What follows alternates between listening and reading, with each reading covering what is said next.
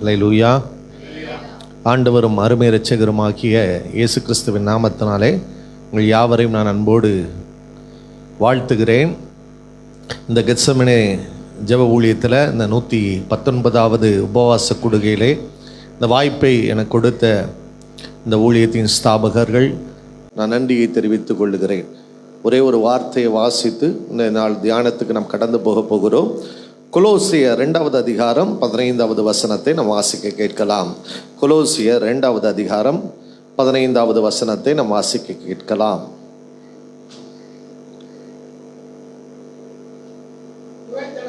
துரைத்தனங்களையும் அதிகாரங்களையும் உரிந்து கொண்டு வெளியரங்கமான கோலமாக்கி அவைகளின் மேல் சிலுவையிலே வெற்றி சிறந்த ஒரு நிமிடம் கண்களை மூடி தேவன் இந்த வார்த்தைகளை ஆசீர்வதித்து கொடுக்கும்படியாக நாம் ஜெபம் செய்ய போகிறோம். ஸ்தோத்திரம் ஆண்டவரே, நன்றி செலுத்துகிறோம் ஐயா.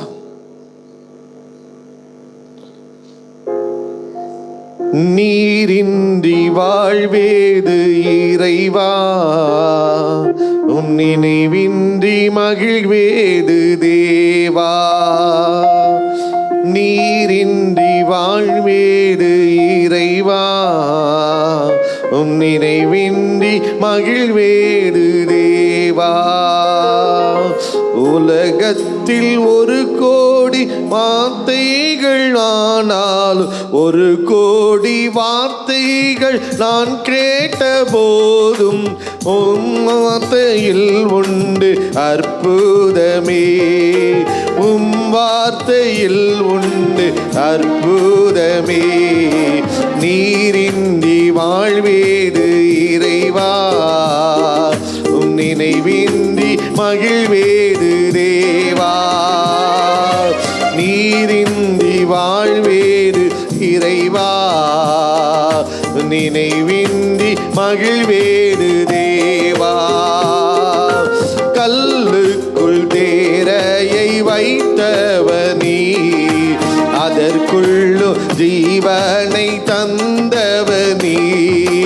கல்லுக்குள் தேரையை வைத்தவனி, அதற்குள்ளும் ஜீவனை தந்தவனி. உமை அன்றி அணுவேதும் அசையாதையா, உமை அன்றி அணுவேதும் அசையாதையா. உன் துணையின்றி உயிர் வாழ முடியாதையா, உன் துணையின்றி உயிர் வாழ முடியாதையா. நீரின்றி வாழ்வேது இறைவா, உன் நினைவின்றி மகிழ்வேது தேவா. பாடுங்க. நீரின்றி வாழ்வேது இறைவா, உன் நினைவின்றி மகிழ்வேது தேவா. உலகத்தில் 100 ஆண்டு நான் வாழ்ந்த போதும், உலகத்தில் 100 ஆண்டு நான் வாழ்ந்த போதும் உன் இல்லத்தில் வாழும் ஒரு நாளை போதும். உன் இல்லத்தில் வாழும் ஒரு நாளை போதும். நீரின்றி வாழ்வேது இறைவா, நினைவின்றி மகிழ்வேது தேவா. நன்றி செலுத்துகிறோம் ஐயா, துதிக்கிறோம். தாழ்வில் எங்களை நினைத்தவரை நாங்கள் துதிக்கிறோம். எங்கள் சத்துருக்கள் மத்தியிலே எங்கள் வாழ்க்கையிலே ஜெயம் கொடுத்தவரை துதிக்கிறோம். பெரிய பெரிய ராஜாக்கள் சத்துருக்கள் என் வாழ்க்கையிலே குறுக்கிட்ட போதும் ஆண்டவரே அவைகளிலிருந்து எங்களை மீட்டு கொண்டு வந்தவரை துதிக்கிறோம் ஐயா. இந்த வேளையிலும் ஆண்டவரே சகல பிரஸ்தாபத்தை பார்க்கிலும் உடைய வார்த்தையை நீங்கள் மகிமைப்படுத்தி இருக்கிறீங்க என்று சொல்லி இருக்கிறீங்க ஆண்டவரே. வார்த்தை என்கிற நாமம் உடையவர், அந்த வார்த்தை வெறுமையாது திரும்பாது என்று சொன்னவர், அந்த வார்த்தைகளுக்குள்ளே ஜீவனும் வல்லமையும் உண்டு என்று சொன்னவர், அந்த வார்த்தை எங்களை உயிர்ப்பிக்கும் என்று சொன்னவர். இன்றைக்கு சிறுமையிலே எங்களுக்கு ஆறுதல் தருகிற வார்த்தை உடைய வாக்கு எங்களை உயிர்ப்பிக்கிற அந்த வார்த்தை ஆண்டவரே. அப்பிரயோஜனமான இந்த ஊழியக்காரன் மூலமாக ஆண்டவரே இந்த வார்த்தை வெளிப்படும்படியாய் நாங்கள் ஜெபிக்கிறோம் ஆண்டவரே. லீதியாளுடைய இருதயத்தை திறந்தது போல ஆண்டவரே, அடைக்கப்பட்ட இருதயங்கள் ஆண்டவர் நிலைமையிலே ஆண்டவரே இருக்கிற ஒவ்வொரு ஆத்துமாக்களையும் இந்த நாளிலே நீங்க உயிர்ப்பித்து ரீபா துராபலபா சகதரபலபா மறைத்து நீங்க வெளிப்படும்படியாய் ஜெபிக்கிறோம் அப்பா. நீங்க ஒருவரே உயர்ந்திருப்பீராக. இயேசுவின் மூலம் ஜெபம் கேளும் எங்கள் நல்ல பிதாவே. ஆமேன் ஆமேன். மறுபடியும் வாசிக்க கேட்கலாம். கொலோசியர் 2வது அதிகாரம் 15வது வசனம். துரைத்தனங்களையும் அதிகாரங்களையும் உரிந்து கொண்டு வெளியரங்கமான கோலமாக்கி அவைகளின் மேல் சிலுவையிலே வெற்றி சிறந்தார். என் ஆண்டவர் சிலுவையிலே என்ன நடந்துச்சா? துரைத்தனங்களையும் அதிகாரங்களையும் முறிந்து கொண்டு அவைகளை வெளியரங்கமான கோலமாக்கி வெற்றி சிறந்தார். ஹல்லேலூயா. அவர் வெற்றி சிறந்த நோக்கம் தான் ஜெயம் கொள்வதற்காக மாத்திரமல்ல. 2 கொரிந்தியர் 2வது அதிகாரம் 14வது வசனம் எப்படி சொல்லுகிறது? கிறிஸ்துவுக்குள் எப்பொழுதும் எங்களை வெற்றி சிறக்க பண்ணி. ஹல்லேலூயா. அப்படியானால் நம்மையும் நம்முடைய ஓட்டங்களையும் வெற்றி சிறக்க பண்ணும்படியாகத்தான் அவர் சிலுவையிலே வெற்றி சிறந்திருக்கிறார். ஹல்லேலூயா. ஒருவேளை தோல்வியின் சிந்தனையோடு, ஒருவேளை தோல்வியின் விளிம்பில் இருக்கிறவர்களாய், இல்லாவிட்டால் பலவிதமான மன உளைச்சல்களோடு கூட என் வாழ்க்கை எப்படியாய் முடியும் என்று சொல்லி எதிர்காலத்தை குறித்து ஒரு நம்பிக்கையற்றவர்களாய் உட்கார்ந்து இருக்கலாம். ஆனால் ஒரே ஒரு காரியம், என் தேவன் சிலுவையிலே உங்களுக்காக வெற்றி சிறந்திருக்கிற ஒரு காரியம் எதற்கு என்றால், உங்களையும் அந்த வெற்றி சிறக்க பண்ணும்படியாக, ஒரு வெற்றியின் பாதையில் உங்களை வழிநடத்தும்படியாக, தோல்வியில் இருந்து ஜெயத்தை உங்கள் வாழ்க்கையிலே கட்டளையிடும்படியாகத்தான் இந்த தேவன் சிலுவையிலே உங்களுக்காக ஐயா சுதரம் வெற்றி சிறந்திருக்கிறார் என்பது உண்மை.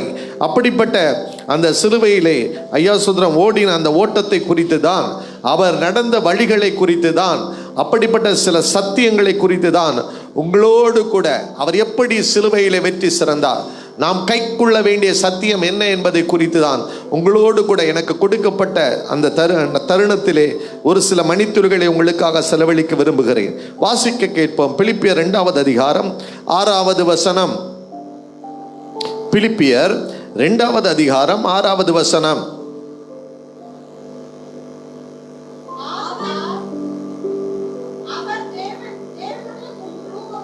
அவர் தேவனுடைய ரூபமாயிருந்தும் தேவனுக்கு சமமாய் இருப்பதை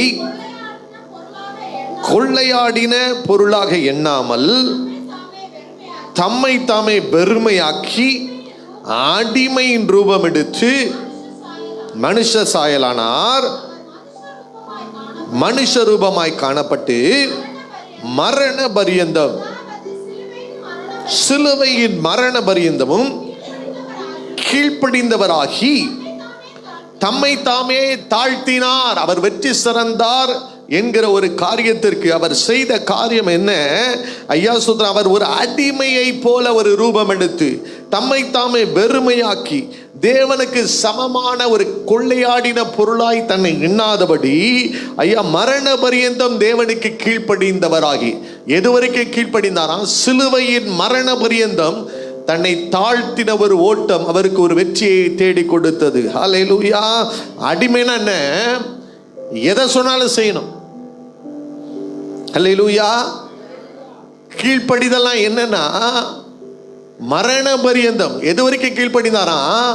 சிலுவையிலே தான் போய் இந்த உலகத்தில் போய் மரிக்க வேண்டும் என்று சொல்லி தேவன் கட்டளையிட்ட அந்த வாக்குக்கு முழுவதுமாய் தன்னை தாழ்த்தி ஒரு அடிமையை போல, எந்த தேவனுக்கு சமமான ஒரு கொள்ளையாடின பொருளாய் தன்னை எண்ணாமல், அவர் தேவனுடைய தற்சரூபம், தேவனுக்கு சமமானது அவர், அப்படிப்பட்ட ஒரு காரியம் அவருக்கு இருந்தாலும் கூட தேவன் தன்னை அனுப்ப சித்தமாய் இருந்தபோது அவ்வளவாய் தன்னை தாழ்த்தினார். ஹல்லேலூயா. இன்னைக்கு நான் ஒரே ஒரு கேள்வி கேட்க முடியும். நமக்கு நேராக தேவ வார்த்தை வருகிறது, தேவ சித்தத்தை தேவன் வெளிப்படுத்துகிறார். ஆனா நம்முடைய வாழ்க்கையிலே அவர் எப்படி தேவ சித்தத்தை செய்வதற்கு தன்னை முழுவதுமாய் ஒப்பு கொடுத்தாரோ, அப்படிப்பட்ட ஒரு ஒப்பு கொடுத்த வாழ்க்கையில இருக்கிறதா? நல்லா புரிந்து கொள்ள வேண்டும். என் வாழ்க்கையிலே துரைத்தனங்களையும் அதிகாரங்களையும் மேற்கொள்ள வேண்டுமானால், எனக்கு விரோதமாக ஐயா தோல்வியை கொண்டு வருகிற நினைக்கிற வல்லமைகளை நான் மேற்கொள்ள வேண்டுமானால், ஐயா தேவனுக்கு நான் 100% எப்படி இயேசு தன்னை கீழ்ப்படிய ஒப்பு கொடுத்தாரோ, தன்னை வெறுமையாக்க ஒப்பு கொடுத்தாரோ, தன்னை ஒரு அடிமையாக ஒப்பு கொடுத்தாரோ, அப்பொழுதுதான் என் வாழ்க்கையில நான் ஜெயம் எடுக்க முடியும். நீங்கள் வாசித்து பாருங்கள், பிலிப்பியர் 2வது அதிகாரம் 5வது வசனம். கிறிஸ்து இயேசுவில் இருந்த சிந்தையே உங்களிலும் இருக்க கடவது. 2:9 இப்படி சொல்லுகிறது, ஆதலால் தேவன் எல்லாவற்றுக்கும் மேலாக அவரை உயர்த்தி. போதும், ஹல்லேலூயா. அவர் எப்ப கீழ்ப்படிந்தாரோ தேவன் என்ன செஞ்சாரா? எல்லாவற்றுக்கும் மேலாக அவரை உயர்த்தினார். ஹல்லேலூயா. இன்னைக்கு நான் சொல்லுகிறேன், உன் சத்துருக்களுக்கு மேலாக கர்த்தர் உங்களை உயர்த்த வேண்டும் என்று விரும்புகிறார். இன்னைக்கு நீங்க ஒருவேளை தோல்வியை சந்தித்துக் கொண்டிருக்கிற காரியத்துக்கு மேலாக கர்த்தர் உங்களை உயர்த்துகிறார். அதற்கு ஆண்டவர் சொல்லி இருக்கிறார், கிறிஸ்து இயேசுவில் இருக்கிற அந்த சிந்தை. இன்றைக்கு நம்முடைய சிந்தையிலே தேவன் ஒரு மாற்றத்தை கொண்டு வர வேண்டும் என்று விரும்புகிறார். ஹல்லேலூயா. நம்ம வெற்றி எடுக்க வேண்டுமானால் முதல்ல மறுரூபமாக்கப்பட்ட ஒரு சிந்தை, இல்லாவிட்டா கிறிஸ்து இயேசுவில் உள்ள அந்த சிந்தை உங்களுக்கு உண்டாயிருந்தால் மாத்திரமே உங்களால் ஜெயம் எடுக்க முடியும். நீ வாசிக்க கேட்கலாம், மத்தேயு 16வது அதிகாரம் 21வது வசனத்திலிருந்து வாசிக்க கேட்கலாம். மத்தேயு 16:21. மத்தேயு 16:21. அது முதல் போய்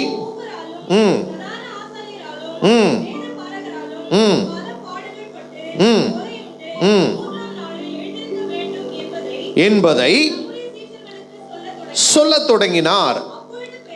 இப்ப பாருங்க, பேதுரு உடனே எழும்பி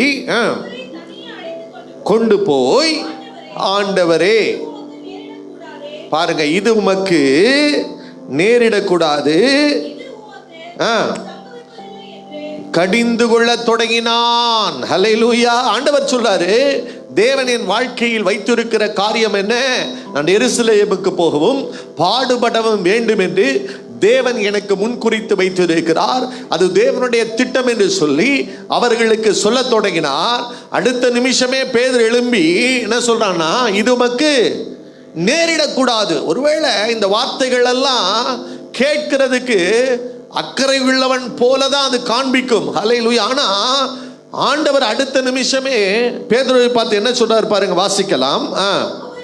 அவரோ பேதுருவை பார்த்து பாருங்க, எனக்கு பின்னாக போ சாத்தானே என்று, நீ எனக்கு இடரலாய் இருக்கிறாய். தேவனுக்கு ஏற்றவைகளை சிந்தியாமல் பாருங்க, அவர் சிந்தை மண்டலத்துல அவர் சொல்ற ஒரு காரியம் என்னன்னா, யாருக்கு ஏற்றவைகளை சிந்திக்கலையா? தேவனுக்கு ஏற்றவைகளை நீ சிந்திக்கல. அப்படியானால் சாத்தான் எங்க கிரியை செய்ய தொடங்குறான் என்கிறதை நான் உங்களுக்கு காண்பிக்க விரும்புகிறேன். ஹல்லேலூயா. உங்க சிந்தை மண்டலங்களிலே தேவனுக்கு ஏற்றவைகளை சிந்திக்க விடாதபடி ஐயா தன்னுடைய காரியத்தை உங்களுக்குள்ளே வைத்து தேவ திட்டம், ஐயா தேவன் வைத்திருக்கிற வெற்றியின் வாழ்க்கை, தேவன் வைக்கிற ஆசீர்வாதத்தை உங்களுக்கு சுதந்திரித்து விடாதபடி உங்களுக்கு வாழ்க்கையில இடரலை கொண்டு வர விரும்புகிறான். ஹல்லேலூயா. அதனாலதான் ஆண்டவர் சொல்றாரு, அப்பாலை போ சாத்தானே என்று சொல்லி அவனை கடிந்து கொண்டு சொல்லுகிறார், நீ தேவனுக்கு ஏற்றவைகளை முதல்ல சிந்தி.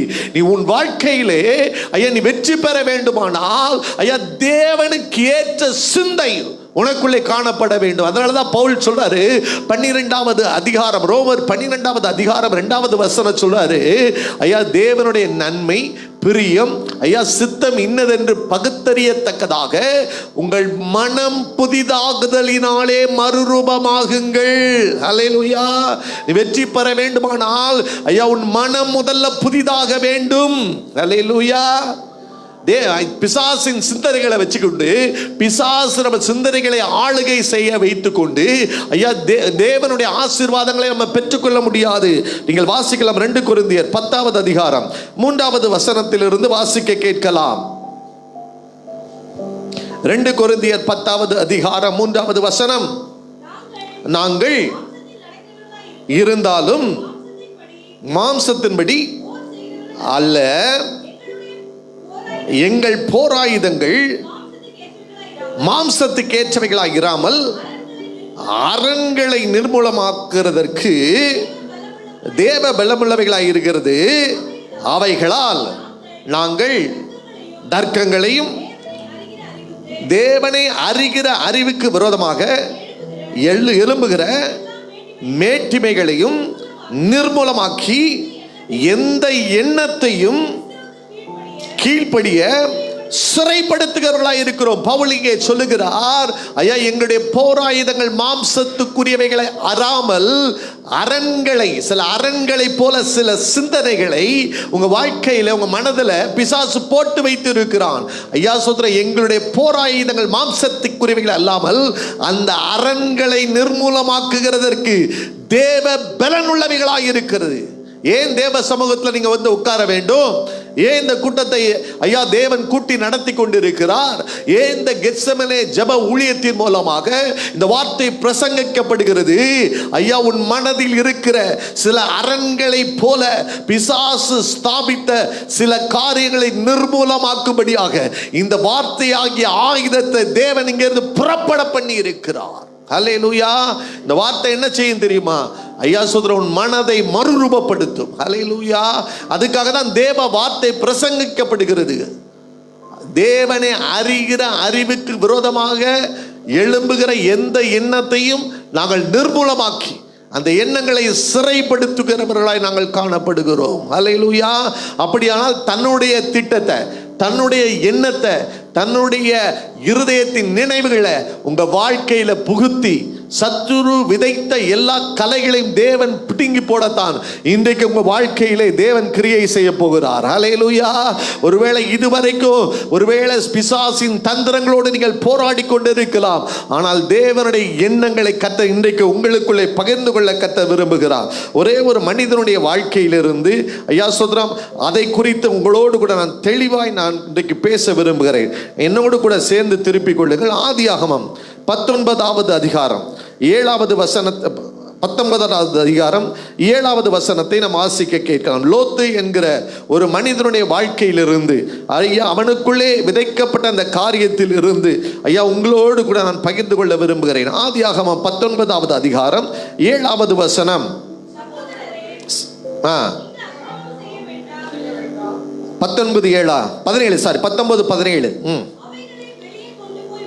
விட்ட பின்பு அவர் ஓடிப்போ, பின்னிட்டு பாராதே, இல்லாதே, நீ அழியாதபடிக்கு மலைக்கு ஓடிப்போ என்றார். அங்கே லோத்தினுடைய குடும்பத்தை தேவன் காப்பாற்ற நினைத்தவராய், அந்த குடும்பத்தின் மீது கிருபை வைத்தவராய் அவனை வெளியே இழுத்து கொண்டு வந்து அவனோடு கூட தேவதூதன் இடைபடுகிறான். பாருங்க ஐயா சுதர், நீ ஜீவன் தப்ப ஓடிப்போ, நீ பின்னிட்டு பாராதே, அந்த சமபூமி எங்கும் நில்லாதே, நீ அழியாதபடி மலைக்கு ஓடிப்போ என்றார்.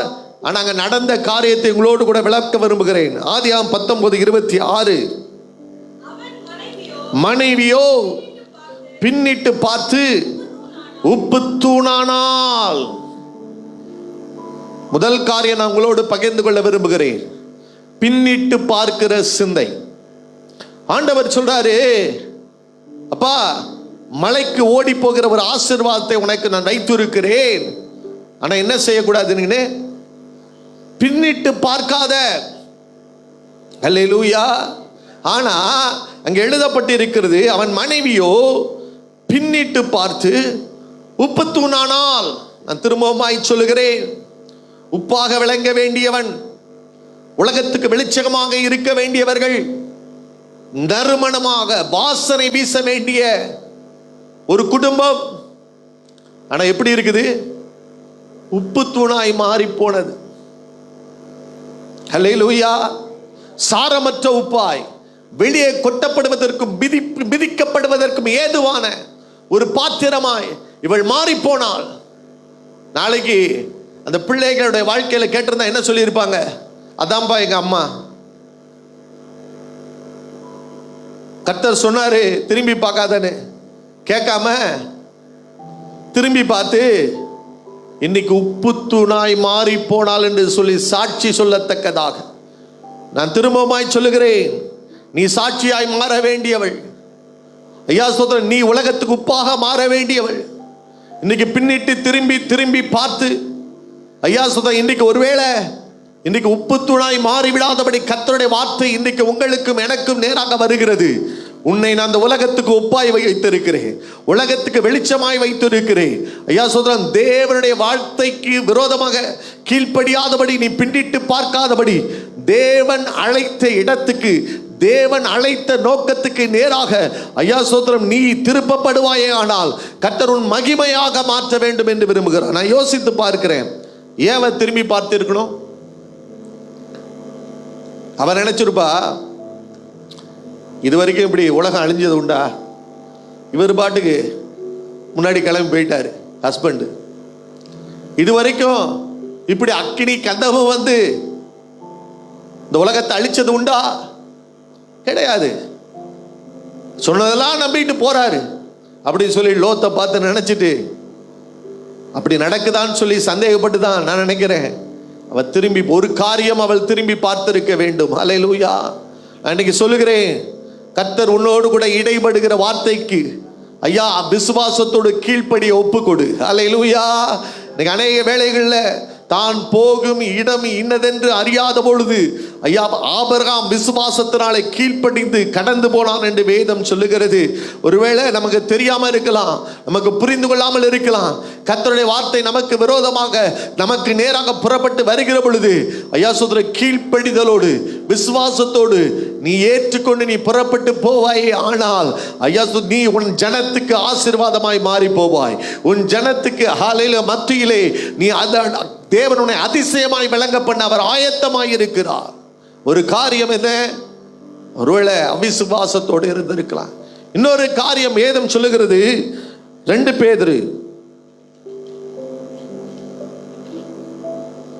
2வது அதிகாரம் 22வது வசனத்தில் இப்படி சொல்லுகிறது, எப்படி கழுவப்பட்ட பன்றி சேற்றிலே விழ திரும்பினது போலவும் நாய் தன் கக்கினதை திரும்பமாய் விழுங்கிறது போலவும் ஐயா அவங்க திரும்பினார்கள் என்று சொல்லி ஒரு பழமொழியை குறித்து சொல்லப்பட்டு இருக்கிறது.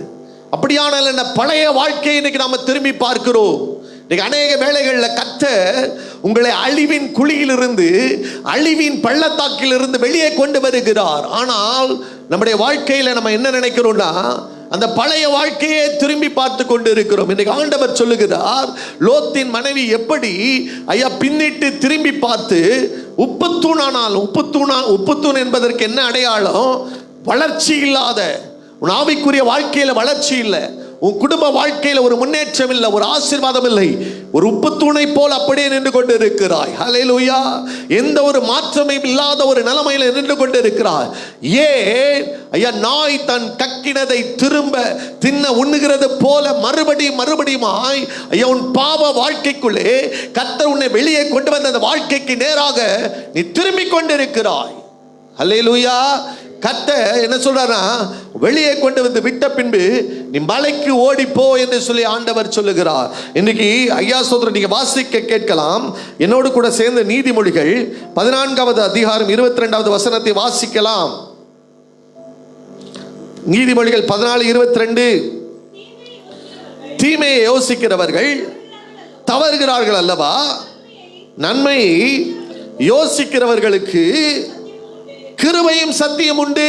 ஹல்லேலூயா. உங்க வாழ்க்கையில ஐயா நீங்க பாவத்தை யோசிக்கிறவர்கள் தவறுகிறார்கள், மறுபடியும் அதில் விழுந்து அந்த பாவத்துக்குள்ளே அடிமையாக்கி கொள்ளப்படுகிறார்கள். ஆண்டவர் சொல்லுகிறாரு, தீமையை யோசிக்காத, நன்மை என்ன? கர்த்தர் உனக்கு நன்மையானதை தருகிறார், நன்மையான வார்த்தைகளை தருகிறார், நன்மையான வாக்குத்தத்தங்களை தருகிறார்.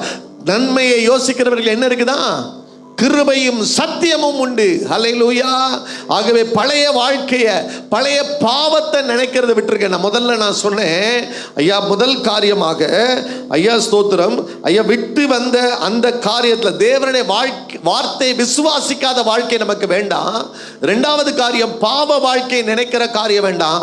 மூன்றாவது ஒரு காரியம் இருக்கிறது. என்னன்னா, உனக்கு இதற்கு முன்பாக அவங்க நினைச்சுக்கலாம், இவ்வளவு சம்பாதிச்சு வச்சிருந்தேன், எவ்வளவு காரியத்தை ஐயா ஸ்தோத்திரம் கஷ்டப்பட்டு உழைச்சி சேர்த்து வச்சேன், எல்லாம் ஒரே நாளில் அழிஞ்சு போச்சுன்னு சொல்லிட்டு ஐயா ஸ்தோத்திரம் சில நேரங்களில் நம்முடைய வாழ்க்கையில் நஷ்டங்கள், இழப்புகள், சில நேரங்களில் அதையே நம்ம யோசிச்சு எழும்ப முடியாத சூழ்நிலையில் நம்ம நின்று கொண்டு இருக்கிறோம். ஒரு உப்பு தூணை போல நின்று கொண்டு இருக்கிறோம்.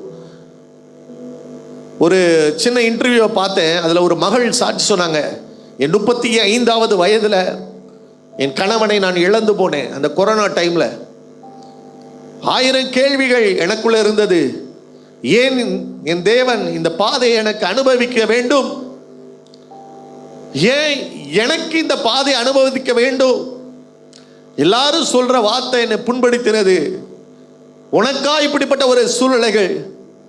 இதெல்லாம் தாண்டி ஒரு நேரத்தில் நான் யோசிச்சேன், அந்த பழைய சிந்தனைகளை நான் விட்டுட்டு, இல்லை இழப்பு நடந்து விட்டது உண்மைதான், நான் எழும்புவேன்னு சொல்லி ஒரு சின்ன தொழிலை தொடங்கினேன். அந்த தொழிலில் முழுவதுமாக கவனத்தை செலுத்தினேன். எனக்கு 2 பிள்ளைகள் இருந்தாங்க. ஆனால் தேவன் அந்த தொழிலை ஆசீர்வதிச்சாரு. அது ஒரு பெரிய என்டர்பிரினர்ஷிப்பாக மாறிச்சு. இன்னைக்கு கர்த்தர் என்னை உயர்ந்த இடத்துல வச்சிருக்கிறாரு.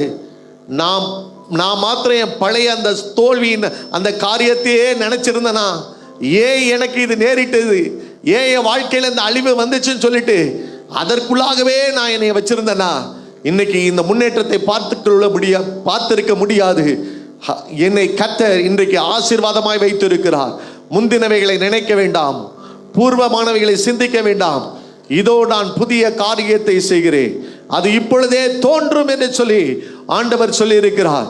ஐயா, சில நேரங்களில் முந்தின காரியங்களை நினைச்சு எழும்ப முடியாத நிலையில இருக்கிற உன்னை பார்த்து தான் சொல்றாரு, நீ முந்தினவைகளை நினைக்க வேண்டாம், உன் சிந்தனைகளை மாற்று. ஐயா சோதரம், எழும்பு. இன்னைக்கு கர்த்தர் சொல்லுகிறார், வெளியே கொண்டு வந்து உன்னை விட்டு இருக்கிறார். அழிவின் பள்ளத்தாக்கிலிருந்து வெளியே கொண்டு வந்து விட்டு இருக்கிறார்.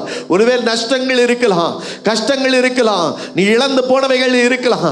அதையே நினைத்து உன் வாழ்க்கையை அமிழ்த்து விடாதபடி தேவன் உனக்கு ஒரு வாழ்க்கையை வைத்திருக்கிறார் என்று சொல்லி ஒரு புதிய துவக்கத்தை வைத்திருக்கிறார். இந்த துவக்கத்தை தேவன் ஆசீர்வதிப்பார் என்று சொல்லி நீ முழு நிச்சயமாய் நம்பி தொடர்ந்து விசுவாசத்தோடு நீ ஓடுவாய். ஆனால் ஐயா, புதிய காரியத்தை கர்த்தர் உனக்கு செய்து மறுபடியும் உன்னை கட்டி எழுப்ப அவர் வல்லவராய் இருக்கிறார் என்பதை மறந்து போகாதே. முதலாவது காரியம் என்று சொல்றேன், பின்னிட்டு பார்க்கிற அனுபவம் வேண்டாம். ஹல்லேலூயா, ஸ்தோத்திரம். இரண்டாவது காரியமாய் நீங்க வாசிக்கலாம். ஆதியாகமம் 19வது அதிகாரம் 19வது வசனத்தை வாசிக்க கேட்கலாம். ஆதியாகமம் 19:19 கிடைத்ததே காக்க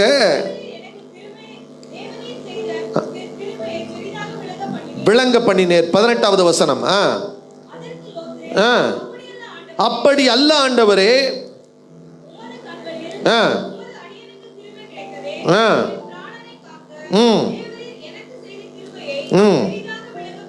பண்ணினீர். பாருங்க, மலைக்கு ஓடி போக முடியாது, தீங்கு என்னை தொடரும், மரித்து போவேன். ஹல்லேலூயா. ஆண்டவர் சொல்றாரு, எங்க போ சொல்றாரு? மலைக்கு ஓடிப்போன்னு சொல்றாரு. ஆனா லோத்து சொல்றது என்ன சொல்றாருன்னா, உமது கண்கள் எனக்கு பெரிய கிருபை கிடைத்தது சொல்றாரு. என் பிராணனை காக்க தேவரி எனக்கு பெரிதாக விளங்க பண்ணினு சொல்றாரு.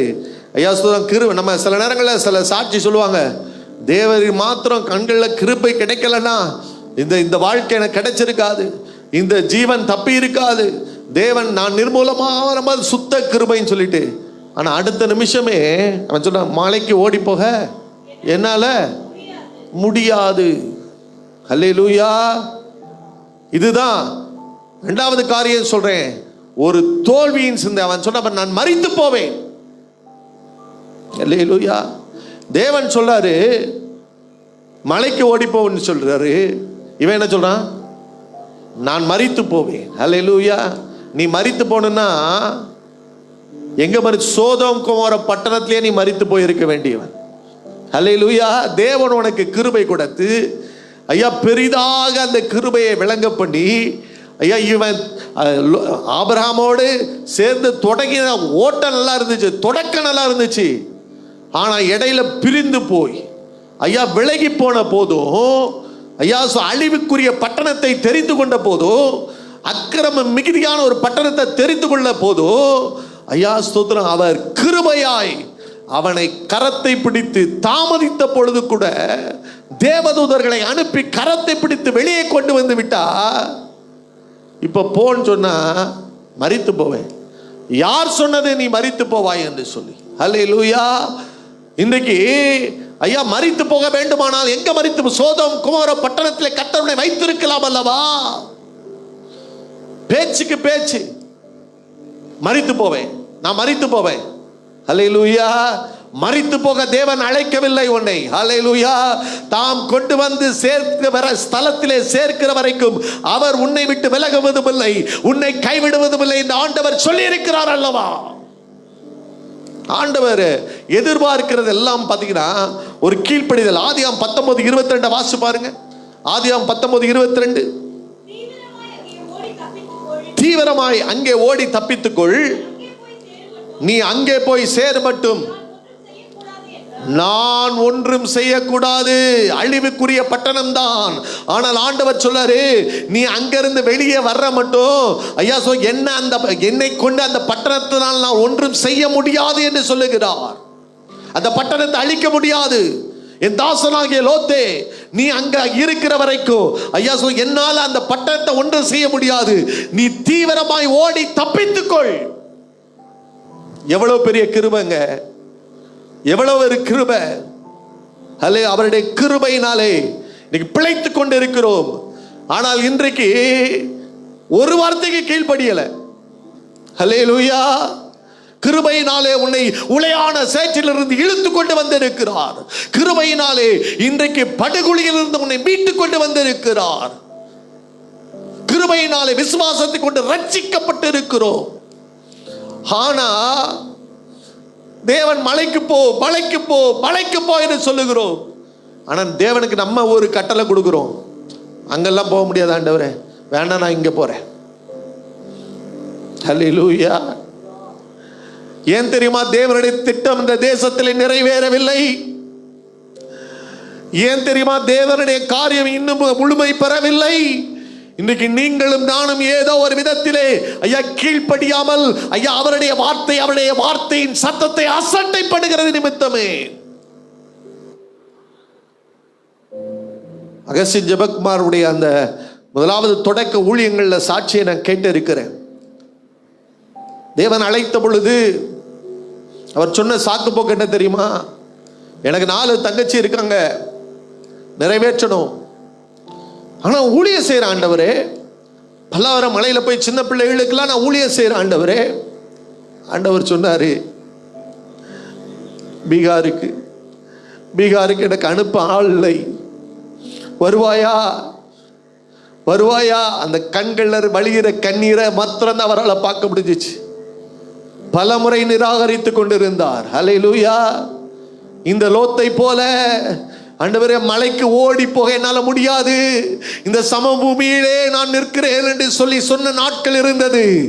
ஆனால் ஒரு நாள் அந்த கண்ணீரை கண்டவராய் ஐயா தன் குடும்பத்தை விட்டுவிட்டு ஐயா தேவன் சொன்ன இடத்துக்கு அவர் அன்றைக்கு பயணம் பண்ணினது நிமித்தமாக மிஷனரிகளின் கல்லறை என்று சொன்ன அந்த இடத்துக்குள்ளே கர்த்தர் அவரை எடுத்து பயன்படுத்தி இன்றைக்கு தேவனுடைய ராஜ்யத்தை கட்டும்படியாக ஐயா பலத்த ஒரு காரியமாய் கர்த்தர் அவரை பயன்படுத்தி இருக்கிறார். உன் வழிகள் என் வழிகளும் அல்ல, உன் நினைவுகள் என் நினைவுகளும் அல்ல. வானத்துக்கும் பூமிக்கும் எவ்வளவு பெரிதான நினைவுகளோ அவ்வளவு தூரம் என்னுடைய நினைவுகள் உன்னை குறித்ததா இருக்கிறது. தேவனுக்கு கட்டளை கொடுக்காத, தேவனுக்கு நீ நினைக்கிறபடி ஐயா செய்ய உத்தரவு கொடுக்காதே. அவர் என்ன சொல்லுகிறாரோ அதன்படி செய்ய நீ ஒப்பு கொடுக்கிற பொழுது ஐயா உன்னை கொண்டு மகிமையான காரியத்தை கர்த்தரால் செய்ய முடியும். ஹல்லேலூயா. நான் யோசிச்சு பார்த்தேன், இவ்வளவு கிருபை, இவ்வளவு கிருபை எப்படி ஆண்டவரே அப்படின்னு யோசிச்சு பொழுது தான் காலில் ஒரு சின்ன காரியத்தை நான் தியானிச்சேன். ஆதியாகமம் 19வது அதிகாரம் 27 வாசிக்க கேட்கலாம். 29 முதல்ல வாசிங்களேன். 29 அழிக்கும் போது ஆபிரகாமை நினைத்து லோத்து குடியிருந்த பட்டணங்களை கவிழ்த்து போடுகையில் லோத்தை தப்புவிக்கும்படி அனுப்பிவித்தார். யாரை நினைத்தான்? ஆபிரகாமை நினைத்து. லோத்துக்கு தேவனுடைய கண்கள கிருபை கிடைக்கிறது என்னன்னா, இவ்வளவு தூரம் அத்தனை ஜனங்களும் அழிக்கப்படுகிற பொழுது ஒரே ஒரு வார்த்தை எழுதப்பட்டு இருக்கிறது, ஆபிரகாமை நினைத்து. 27வது வசனத்தை வாசிங்கப்ப. விடியற் காலத்தில் எழுந்து தான் கர்த்தருக்கு முன்பாக நின்ற இடத்திற்கு போய், தான் கர்த்தருக்கு முன்பாக நின்ற இடத்திற்கு போய். ஏன் ஆபிரகாமை நினைக்கணும்? அவன் கர்த்தருக்கு முன்பாக இந்த சோதோம் குமோரோ பட்டணத்துக்காக நின்று கொண்டிருந்தான். அல்லேலூயா. அவன் கர்த்தருக்கு முன்பாக நின்ற இடத்திற்குள்ளே போய் வாசிங்க. திசையையும் முழுவதையும் நோக்கி பார்த்தான். புகை எழும்பிற்று. ஐயோ, நான் அந்த பட்டணத்துக்காக ஜெபித்தேனே ஐயா, தேவன் அந்த பாரத்தை எனக்குள்ள பகிர்ந்து கொண்டாரே, அந்த பட்டணம் இப்பொழுது எப்படி இருக்கிறது என்று சொல்லி அதிகாலையிலே விடியற் காலையிலே எழும்பி போய் நோக்கி பார்க்கிறான். புகைக்காடாய் மாறி இருந்தது. பட்டணம் அழிந்து போய் கொண்டிருந்தது. ஹல்லேலூயா. அவன் நினைச்சிருப்பான், நான் ஜெபிச்சேனே, ஹல்லேலூயா, நான் இந்த பட்டணத்துக்காக அழுது புலம்பினேனே. நான் சொல்லுகிறேன், அடுத்த வசனம் வாசிங்க. 28. திசையையும் நோக்கி பார்த்தான். புகை எழும்பி இருந்தது. ஆனா அதன் மத்தியில தான் போது ஆபிரகாமை நினைத்து லோத்தை வெளியே கொண்டு வந்தார். ஹல்லேலூயா. நான் சொல்லுகிறேன், இன்றைக்கு ஐயா ஸ்தோத்திரம், கர்த்தர் பாரத்தை கொடுக்கிற பொழுது, நீ அந்த பட்டணத்துக்காக ஜெபிக்கிற பொழுது, அந்த தேசத்துக்காக ஜெபிக்கிற பொழுது, அந்த மிஷனரிகளுக்காக ஜெபிக்கிற பொழுது, ஒருவேளை நீ பார்க்கிற ஐயா அது அழிந்து போகிற பூமியாய் இருக்கலாம், அந்த தேசத்திலிருந்து புகை எழும்பி இருக்கலாம், அந்த பட்டணம் முழுவதும் அழிக்கப்பட்டு இருக்கலாம். அந்த பட்டண அழிவுக்கு நடுவிலே ஐயா ஆபிரகாம் ஜெபித்த ஜெபத்திற்கு பதில் கொடுக்கும்படியாக லோத்தை வெளியே கொண்டு வந்த தேவன். நீங்க ஒருவேளை என் பிள்ளைய அழிவுக்கு நேரா இருக்கிறானே, இன்னும் ரட்சிக்கப்படலேன்னு சொல்லிட்டு நான் ஜெபிச்சு கொண்டு இருக்கிறேன், இன்னும் ஒரு மாற்றமும் தெரியாத போல இருக்கிறது, என்னன்னு கேட்டு இருப்பீங்க. ஒரு நாள் அந்த ஜெபத்துக்கு பதில் உண்டு. ஆபிரகாம் நினைத்து லோத்தை வெளியே கொண்டு வந்தது போல இந்த இடத்திலே நீ செய்கிற ஜெபத்தை கேட்டு உன் பிள்ளையை வெளியே கொண்டு வருவார். உன் குடிகார கணவனை வெளியே கொண்டு வருவார். அழிவுக்குரிய வியாதிக்குள் இருக்கிற கேன்சர் வியாதியிலே பாதிக்கப்பட்ட ஜனங்களை வெளியே கொண்டு வருவார். இந்த கெத்செமனே ஜெப ஊழியர்கள் மூலமாய் செய்கிற ஒவ்வொரு ஜெபத்தையும் கர்த்தர் நினைத்து அவர்களை வெளியே கொண்டு வருவார். சும்மா ஜெபத்தை சாதாரணமா நினைக்காதீங்க. இந்த ஜெபம் கொஞ்ச நேரம் உட்கார்ந்து செய்கிற ஜெபம் என்ன நினைக்கும்? ஜெபம் தரிசனம் உள்ள ஜெபம், பாரம் உள்ள ஜெபம். சில இடங்களில் கர்த்தர் ஜெப தரிசனத்தை வைத்து இருக்கிறார்.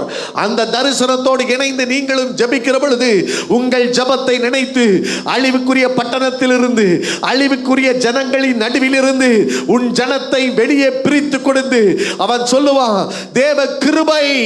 என் பிள்ளை பின்னாட்கள்ல சொல்லுவான், தேவ கிருபை நிமித்தம் நான் வெளியே கொண்டு வரப்பட்டேன். அதுதான் கிருபை. கிருபை. இயேசு செய்கிற ஜெபத்தை நினைத்து, அவர் பிரதான ஆசாரியாராய் பண்ணுகிற ஜெபத்தை நினைத்து உங்களையும் என்னையும் ஐயா பலவான்களாய் இருந்த உங்களையும் என்னையும் வெளியே கொண்டு வந்தார். கிருபை. ஒரு நாள்ல டாக்டர் அசோக் குமார் அப்படின்னு சொல்லிட்டு ஒரு மிஷனரி, அவங்களுடைய ஒரு சின்ன சாட்சியை நான் கேட்டேன். வீட்டில் இருக்கிறாங்க, மாடிப்படியில் ஏறி நடந்து வர்றாங்க. அப்படியே வழுக்கி விழுந்தவங்க சறுக்கி விழுந்து கடைசி படையில் அப்படியே அடிபட்டு கிடக்குறாங்க. ஃபோன் ரிங் ஆகுது. இவங்க முடியாத வழி, சரி ரிங் ஆகுதுன்னு எடுக்கிறாங்க. அப்புறம் ஒரு வயசான தாயார் கால் பண்ணுறாங்க. வீட்டு வேலைகளை செய்கிற ஒரு தாயார். உங்களை உற்சாகப்படுத்துகிறதுக்குன்னு நான் சொல்கிறேன். சொன்னாங்க, சாயங்காலம் 4 இருந்து 5 மணி வரைக்கும் பாஸ்டர் என்னுடைய ஜெப நேரம். அதில் குறிப்பாய் ஊழியர்களுக்கென்று, பரிசுத்தவான்களுக்கென்று, மிஷனரிமார்களுக்கென்று, என்னிடத்தில் ஜெப விண்ணப்பர்கள் கொடுத்தவர்களுக்கென்று நான் ஜெபிக்கிறது வழக்கம். இது என்னுடைய ஜெப நேரம். அன்னைக்கு நான் ஜெபித்து கொண்டே இருந்தேன். ஒவ்வொரு மிஷனரிகளாக பேராக எடுத்து வைத்து நான் ஜெபித்து கொண்டு இருந்த பொழுது உங்க பேர் வந்தபோது ஆண்டவர் என்னை ஜெபிக்க ஏவிக்கொண்டே இருந்தார். என்னை நிறுத்த விடல. என்னடா சொல்லிட்டு நான் ஜெபித்துக் கொண்டே இருக்கிற பொழுது ஒரு காரியத்தை காண்பிக்கிறார். ஒரு சர்ப்பம் உங்களை கடிக்க வர்றது போல காண்பிக்கிறார். ஆண்டவர் சொன்னார், ஜெபத்தை நிறுத்தாத, தொடர்ந்து ஜெபி என்று ஆண்டவருக்கு எனக்கு உணர்வை கொடுத்தார். ஜெபித்துக் கொண்டே இருந்தேன். இப்போ ஒரு நேரத்தில் அந்த சர்ப்பம் வீழ்த்தப்பட்டதை நான் பார்த்தேன். ஜெபத்தை முடிச்சேன்.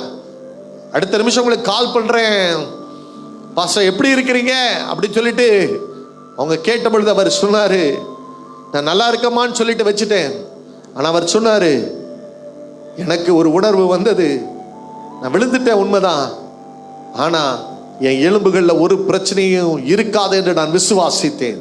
ஏனால் தேவன் யாரோ ஒருவருக்குள்ளே அந்த ஏவுதலை கொடுத்து எனக்காக ஜெபிக்க வைத்திருந்தார். அந்த ஜெபத்தின் விளைவு இன்றைக்கு நான் பாதுகாக்கப்பட்டிருக்கிறேன் என்று சொல்லி உணர்வோடு போய் எக்ஸ்ரே எடுத்து பார்க்கிறாரு. அவருக்கு ஒரு சேதமும் வரவில்லை. இன்னைக்கு கேட்கிறேன், எத்தனை பேர் தேவன் உங்களுக்கு அந்த ஜெப நேரத்தை கொடுத்தோம், ஜெப உணர்வை கொடுத்தோம், ஜெபத்தை நிறுத்திவிட்டு போனவர்கள் எத்தனை பேர்? ஹல்லேலூயா! எத்தனை பேர் ஐயா ஆபிரகாமோடு அன்றைக்கு பேசினார். ஐயா சோதோம் கொமோரோ பட்டணத்தை அழிக்க போகிறேன் என்று பேசினார். ஆனால் ஆபிரகாம் தேவன் எழுந்தருளி போன போதும் பின்னும் தேவனுடைய சமூகத்தில் நின்று காத்து கொண்டிருந்தான். இன்றைக்கு ஐயா தேவன் கடந்து போவதற்கு முன்பாக எத்தனையோ பேர் ஜெபத்தை நிறுத்திவிட்டு நீ கடந்து போய்விட்டாய். அதனால எத்தனையோ மிஷனரிகள் இன்றைக்கு அழிந்து கொண்டு இருக்கிறார்கள். எத்தனையோ மிஷனரிகள் இன்றைக்கு பாதிக்கப்பட்டு இருக்கிறார்கள். எத்தனையோ ஊழிய ஸ்தலங்களிலே பிரச்சனைகள். இன்னைக்கு ஆண்டவர் உங்களையும் என்னையும் பார்த்து கேட்கிறார், நான் கிருபையை தர ஆயத்தமா இருக்கிறேன். ஆனா ஒரு ஆபிரகாமை போல நின்று ஜெபத்தில் ஜனங்களுக்காக மன்றாட, என் தேசத்துக்காக மன்றாட, அழிந்து போகிற ஜனங்களுக்காக மன்றாட மறந்துவிட்ட ஜனங்களை பார்த்துதான் ஆண்டவர் சொல்லுகிறார், நீ மறுபடியும் எழும்ப மாட்டாயோ, மறுபடியும் எழும்ப மாட்டாயோ. சுயநலமாய் வாழ்ந்தது போதும், உனக்காக வாழ்ந்தது போதும். ஐயா சோதரம், நீ உன்னை அர்ப்பணித்து உனக்காக ஒரு ஜெப நேரத்தை ஆயத்தப்படுத்தி ஒழுங்குபடுத்தி மிஷனரிகளுக்காக, தேசங்களுக்காக உன்னை நீயே அர்ப்பணித்து உன்னை நீ இருதயத்தை ஊற்றுகிற பொழுது நான் தாமதிக்கிற ஜனங்களை வெளியே கொண்டு வந்து விடுவேன். அல்லேலூயா! அதற்காகத்தான் இந்த ஊழியத்தில் உங்களை இணைச்சிருக்கிறார். அல்லேலூயா! ஜெப நேரத்தை விட்டுட்டு அங்கங்க ஓடிக்கிட்டு இருக்காதீங்க. அல்லேலூயா! ஜெப நேரத்திலே வந்து ஐயா 9ஆம் மணி நேரத்திலே பேதுரும் யோவானும் ஐயா ஆலயத்துக்குள்ளே கடந்து போனார்கள். அப்போஸ்தலர்கள் ஜெப மணி நேரத்தில் ஆலயத்துக்குள்ள அவங்களும் போய் ஜெபம் பண்ணாங்க. கர்த்தர் பயங்கரமான காரியங்கள் உங்கள் மூலமாய் செய்யலாம். கர்த்தர் உங்களை கொண்டு பெரிய காரியங்களை செய்யலாம். இல்லாட்டா உங்களை நீங்க பெரிய அழைப்பு பெற்றவர்களாக இருக்கலாம். ஆனால் ஜெபம் மணியாகிய 9ஆம் மணி நேரத்திலே நீ எங்கே இருந்து கொண்டிருக்கிறாய்? நீ ஆலயத்தில் இருந்து கொண்டிருக்கிறாயா? இல்லாவிட்டால் ஐயா ராஜாக்கள் யுத்தம் செய்கிற காலத்திலே ஏதோ உப்பரிகளின் மேல் நின்று உலாவிக் கொண்டிருக்கிறாயா? தூங்கி எழுந்து கொண்டு உலாவிக் கொண்டிருக்கிறாயா? உன் ஜெப நேரத்தை தூக்க மயக்கமான ஒரு நேரமாய் மாற்றிக் கொண்டு விட்டாயோ? அல்லேலூயா! இன்றைக்கு தோல்வியின் சிந்தை. ஹல்லேலூயா. சொல்றானா, மலைக்கு ஓடி போக முடியாது, ஆனா கர்த்தர் கிருபையாய் வெளியே கொண்டு வந்து விட்டார். நான் திரும்பமாய் சொல்லுகிறேன், மரித்து போவேன், செய்ய முடியாது சொல்லாத. எலியாவும் அப்படிதான் சொன்னான். போதும் கர்த்தாவே, போதும் கர்த்தாவே, என்னை எடுத்துக்கொள்ளும்னு சொன்னான். தோல்வியின் சிந்தை. ஆனா எலியாவுக்கு தேவன் வைத்திருக்கிற திட்டம் மரித்து போவது அல்ல, அவனை உயிரோடு சுழல் காற்றிலே எடுத்துக்கொண்டு போவதுதான் தேவனுடைய திட்டம். அப்புறம் ஏன் அப்படி சொல்றான்? எசபேலுடைய வார்த்தையை கேட்டு. எசபேல் சொன்னா, நாளைக்கு இந்நேரம் அவ இருந்தா. ஹல்லேலூயா. தேவன் உன்னை அழிக்க வருகிறவர் அல்ல, தேவன் உன்னை ஊன்ற கட்ட விரும்புகிறவர். தேவன் உன்னை ஜீவனோடு வாழ வைக்க விரும்புகிறவர். இந்த தோல்வியின் சிந்தை எங்கிருந்து வந்துச்சு? எசபேலுடைய வல்லமைகள். சத்துரு ஐயா எப்படி பேதுருடைய உள்ளத்துல மனுஷ சிந்தைகளை போட்டானோ, அதே போல உன் வாழ்க்கையில் நீ செத்து போயிருவ, நீ அழிந்து போயிருவ. இந்த பாதையை கடக்க முடியாது, இந்த வழிகளை உன்னால தாங்க முடியாது, இந்த பள்ளத்தாக்கிலிருந்து எழும்ப முடியாது என்று சொல்லி தோல்வியின் சிந்தையை போட்டுக் கொண்டிருக்கிறார். ஆண்டவருடைய சிந்தை அது கிடையாது. நீ சாவாமல் பிழைத்திருந்து கர்த்தருடைய நீதியை அறிவிப்பாய். ஹல்லேலூயா.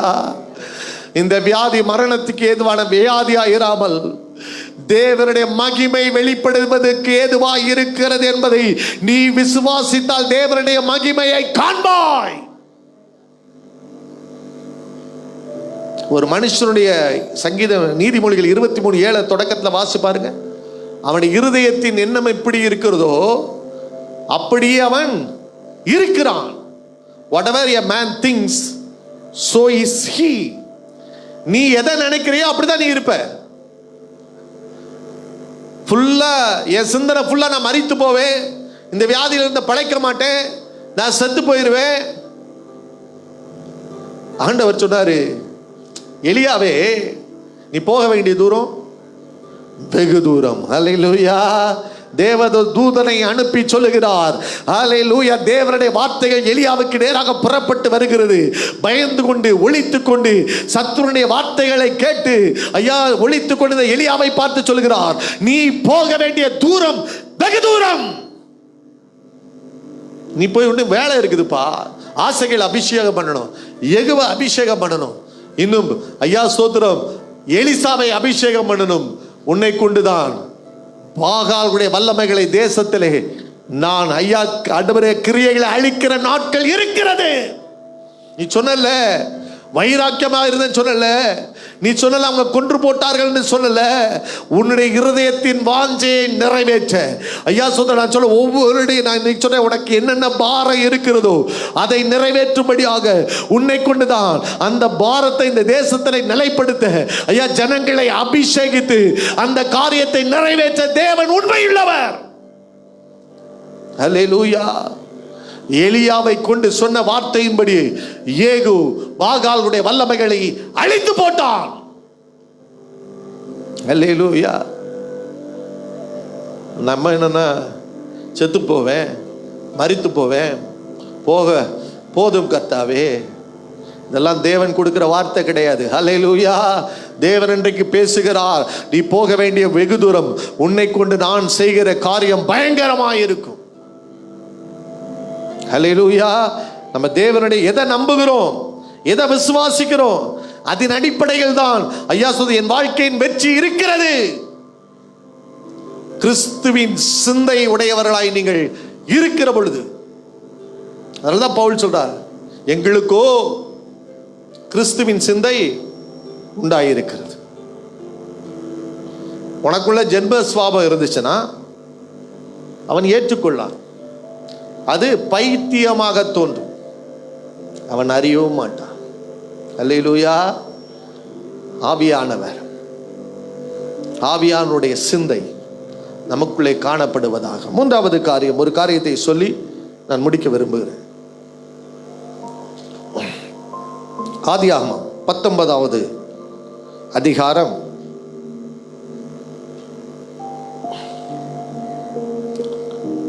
20வது வசனத்தை வாசிக்க கேட்கலாம். இருக்கிறதே, கிட்ட இருக்கிறது, சின்ன ஊருமாய் இருக்கிறது. என் பிராணன் பிழைக்க நான் அங்கே ஓடி போகட்டும். அது சின்ன ஊர் தானே. முதல்ல நான் சொன்னேன் பின்னோக்கி பார்க்கிற ஒரு சிந்தை. ரெண்டாவது சொன்னேன் ஒரு தோல்வியின் சிந்தை, நான் மடிந்து போயிடுவேன், நீ என்னால் ஒன்றும் செய்ய முடியாது. மூணாவது மட்டுப்படுத்தப்பட்ட ஒரு சிந்தை. தேவன் நீ மலைக்கு ஓடிப்போன்னு சொல்றாரு,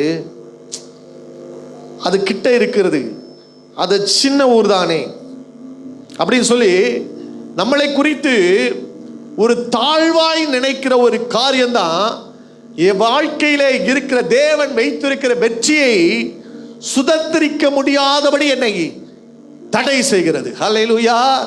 ஐயா, நான் எப்படி பார்க்கிறேன், தேவன் எந்த விதத்திலே பார்க்கிறார், தேவன் எப்படி நினைக்கிறார் அப்படின்னு பார்த்து ஐயா சொல்ற நான் செயல்பட வேண்டுமே தவிர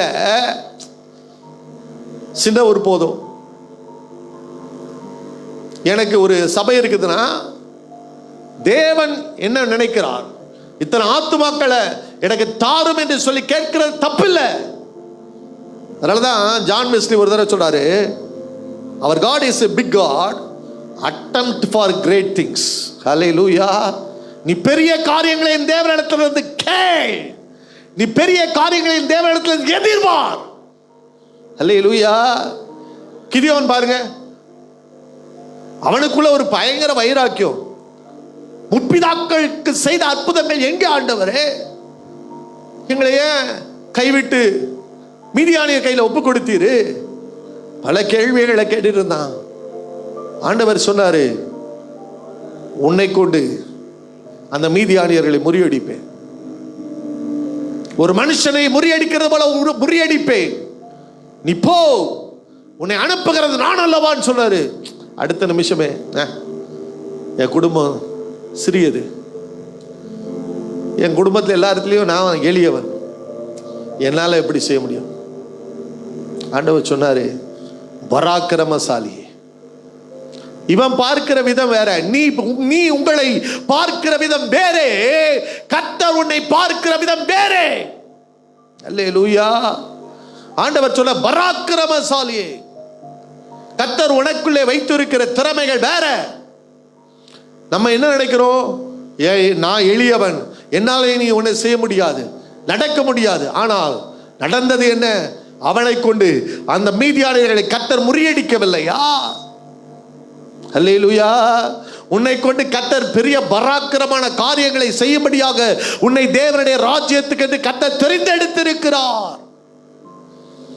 ஆனா உங்களையே நீங்க மட்டுப்படுத்தி இருக்காதீங்க. மோசேட்ட ஆண்டவர் சொல்றாரு, நீ வா, உன்னை எகிப்து தேசத்துக்குள்ள அனுப்புவே, அந்த ஜனங்களை விடுவிக்கும்படியாக ஐயா உன்னை கொண்டு வருவேன்னு சொல்றான். அவன் சொல்றான், நான் மந்தனா உள்ளவன், நான் திக்குவாயன்,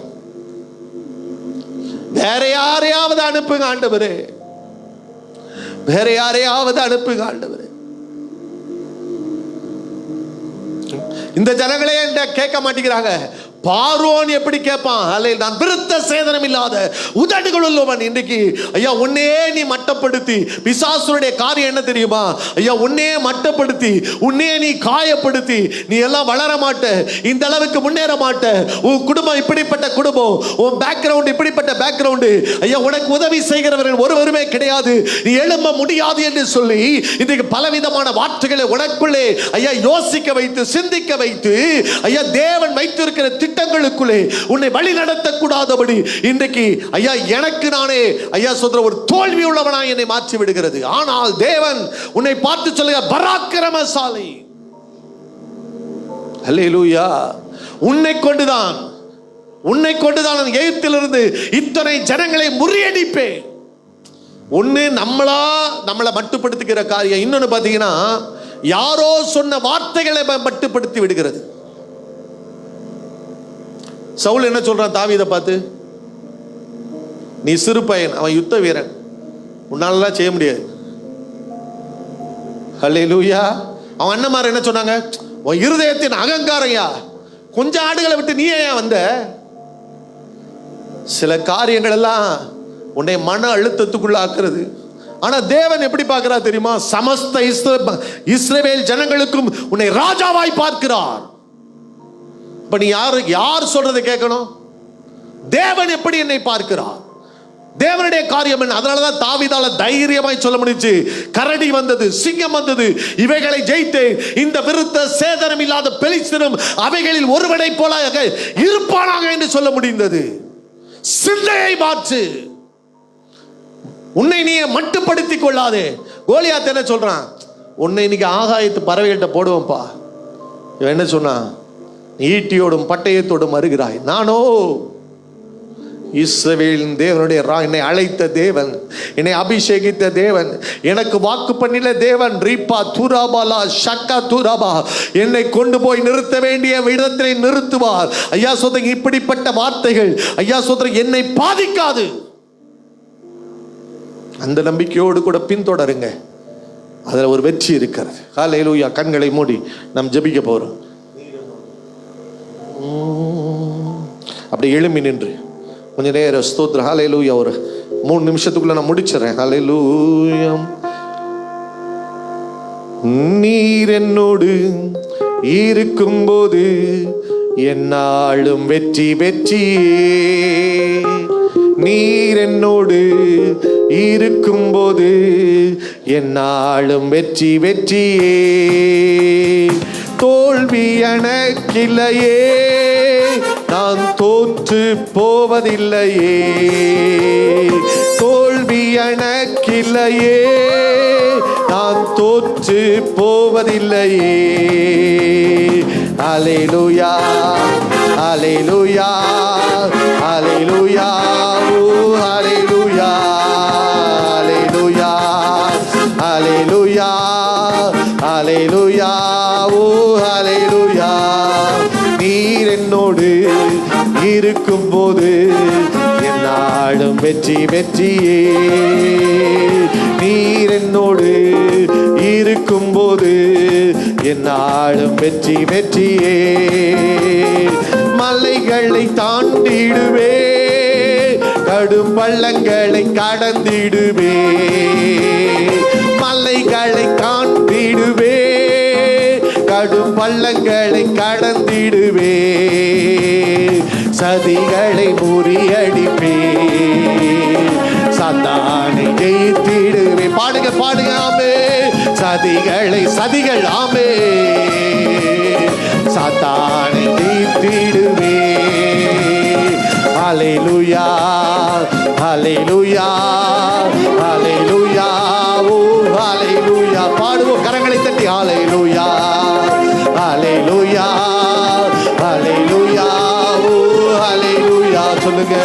நீர் என்னோடு இருக்கும்போது என்னாலும் வெற்றி வெற்றியே. ஆமே. நீர் என்னோடு இருக்கும்போது என்னாலும் வெற்றி வெற்றியே. சிறைச்சாலை கதவுகளோ என் துதியினால் உடைந்து விழும். ஆமே. சிறைச்சாலை கதவுகளோ என் துதியினால் உடைந்து விழும். அபிஷேகம் எனக்குள்ளே, நான் ஆடி பாடி மகிழ்ந்திடுவே. ஆமே. அபிஷேகம் எனக்குள்ளே, நான் ஆடி பாடி மகிழ்ந்திடுவே. பாடுங்க பாடுங்க. ஆமே. அபிஷேகம் எனக்குள்ளே, நான் ஆடி பாடி மகிழ்ந்திடுவே. அபிஷேகம் எனக்குள்ளே, நான் ஆடி பாடி மகிழ்ந்திடுவே. அபிஷேகம் எனக்குள்ளே, நான் ஆடி பாடி மகிழ்ந்திடுவே. அல்லேலூயா, அல்லேலூயா, அல்லேலூயா, ஓ அல்லேலூயா, அல்லேலூயா, அல்லேலூயா. அபிஷேகம். ஆமே. அல்லேலூயா, ஓ அல்லேலூயா, அல்லேலூயா, அல்லேலூயா, அல்லேலூயா, ஓ அல்லேலூயா, ஹல்லேலூயா ஹல்லேலூயா ஹல்லேலூயா. உனக்கு கெடுதி ஒன்றும் செய்து கொள்ளாதே, உனக்கு கெடுதி ஒன்றும் செய்து கொள்ளாதே. ஓ ராபா துராபா, தற்கொலை ஆவிகள், தற்கொலை எண்ணங்களை கொண்டு வருகிற பொல்லாத கிரியைகள், ஓ ரீ பா பா பா பா பா பா பா பா, ஓ பவுலின் மூலமாய் அன்றைக்கு அந்த ரெண்டுபேரே சோதர சிறைச்சாலை தலைவனுக்கு வந்த வார்த்தை, அந்த அதிகாரிக்கு வந்த வார்த்தை, ஐயா சத்துரு உன்னையே கெடுத்து கொள்ள, உன்னையே கெடுதி செய்து கொள்ள, தன்னையே காயப்படுத்திக் கொள்ள, ஒரு மனு அழுத்தத்துக்குள்ளே கொண்டு வர, ஓ இல்ல இல்ல, தேவன் உனக்கு பெரிய திட்டத்தை வைத்திருக்கிறார். கர்த்தராகிய இயேசு கிறிஸ்துவை விசுவாசி, அப்பொழுது நீயும் உன் வீட்டாரும் ரட்சிக்கப்படுவீர்கள். ஓ ராபா துராபலா துராபலா துராபா. மரண கட்டுகள் தெரிக்கிறது, மரண கண்ணிகள் தெரிக்கிறது. இயேசுவின் வல்லமையினாலே உன் சிந்தை மாற்றப்படுகிறது. உன் சிந்தைக்குள்ளே கர்த்தருடைய இரத்தத்தின் வல்லமை, கர்த்தருடைய வார்த்தையின் வல்லமை, கர்த்தருடைய அபிஷேகத்தின் வல்லமை இப்பொழுது இயேசுவின் இரத்தத்தினாலே துரைத்தனங்களையும் அதிகாரங்களையும் ஐயா உரிந்து கொண்டு அவைகளின் மீது வெற்றி சிறந்தார் என்று எழுதியிருக்கிறபடி ஆண்டவரே, எல்லா துரைத்தனங்களை வல்லமைகள், அதிகாரங்களுடைய வல்லமைகள் எல்லாம் இயேசுவின் நாமத்தினாலே செயலிழந்து போவதாக. இயேசுவின் நாமத்தினாலே இரத்தத்தை தெளிக்கிறோம், குடும்பங்களிலே இரத்தத்தை தெளிக்கிறோம். வியாதியின் கூறுகள் போது, மரணத்தின் கட்டிகள் போது இப்பொழுது இயேசுவின் இரத்தத்தை தெளிக்கிறோம். கேன்சர் வியாதியே, மரணமே உன் கூரைக்கு, பாதாளமே உன் ஜெயம் எங்கே? இப்பொழுது இயேசுவின் நாமத்தினாலே பாவத்தின் வல்லமைகள் இப்பொழுது புரட்டப்படுகிறது. யோர்தானின் வல்லமைகள் இப்பொழுது புரட்டப்படுகிறது. ஷாக்கா துராபலா உராபா துராபலா துராபலபா திரபா. அடைக்கப்பட்ட கல் புரட்டப்படுகிறது இயேசுவின் நாமத்தினாலே. அந்த உயிர்த்தெழுந்த வல்லமை உன் செத்த சரீரங்களை, செத்து போன காரியங்களை, முடிவு பெற்ற காரியங்களை உயிரோடு எழுப்புகிறது. ரீபா துரா கபலா துரா பலபா. ஆண்டவரே, வந்த ஒவ்வொருவரையும் ஆசீர்வதி. ஒரு ஆபிரகாமை போல அன்றைக்கு எப்படி கர்த்தருடைய சமூகத்திலே நின்று கொண்டிருந்தாலும் துறப்பிலே நிற்கிற ஊழியம் ஐயா, அந்த ஊழியம் 119வது ஜெப ஊழியத்தை முடித்திருக்கிறாங்க ஆண்டவர். ஒரு பெரிய மறுரூபம் ஆண்டவரே. ஓ ராபா துராபலா ஷாக்கா துராபலபா துராபா.